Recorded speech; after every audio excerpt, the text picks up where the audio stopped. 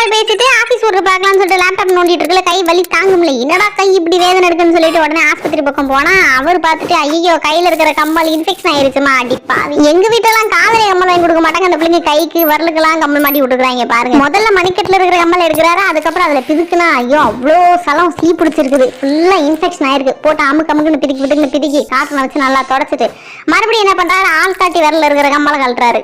அதுக்கப்புறம் நடுவரல இருக்க கம்மலை கழட்டுறாரு. அதுக்கப்புறம் ஆள்காட்டி விரல இருக்க சலத்தை பிரிக்கி எடுத்துட்டு நடுவரல இருக்கிற சலத்தை பிரிக்கி எடுத்துட்டு நம்ம எப்பவும் போற பிதுக்கு மருந்து எடுத்து கை காலுக்கு போறோம் போட்டு விட்டுட்டு கொஞ்ச நாளே சரியாயிருமா கவலைப்படாத அப்படின்னு சொல்லிட்டு, நானும் இத்தனை நாளா பார்த்திருக்கேன் நிறைய பிள்ளைகளுக்கு காதுல மூக்குல ஏன் கழுத்துல கூட கம்மல் வச்சு பார்த்திருக்கேன். ஆனா முதல்ல என் வாழ்க்கையில கையில காலெல்லாம் கம்மல் போடுற ஃபேஷன் இன்னைக்கு தாண்டி ஆத்தா பாக்குறேன் அப்படின்னு சொல்லி கைக்கு காலுக்கு விரலுக்கு எங்க வேணாலும் கம்மல் போட்டுக்கிட்டா. ஆனா தயவு செய்து இனிமேல் சுத்தமா குளிச்சு அந்த கம்மலை நல்லா தொடச்சி பிறகு கேட்டு அப்படின்னு சொல்லிட்டு அனுப்புனாரு.